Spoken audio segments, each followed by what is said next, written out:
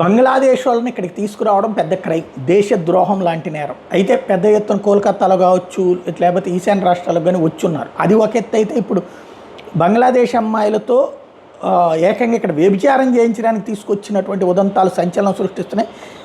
తాజాగా కేంద్ర దర్యాప్తు సంస్థ ఎన్ఐఏ రంగంలోకి దిగింది.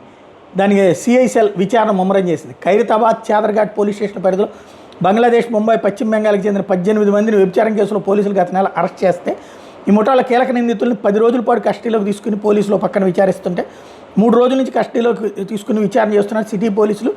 ముఠాలో బంగ్లాకు చెందినటువంటి వ్యక్తులను గుర్తించారు పోలీసులు. వీళ్ళ పాత్ర ఏంటని ఆరాధిస్తున్నారు. బంగ్లాదేశ్ నుంచి భారత్కు వీళ్ళు అక్రమంగా చేరుకున్నట్టు పోలీసులు అనుమానిస్తున్నారు. బంగ్లాదేశ్ నుండి వీళ్ళందరినీ అసలు ఎవరు అక్రమంగా తీసుకొచ్చారు అన్న కోణంలో విచారణ జరుపుతూ ఉన్నారు.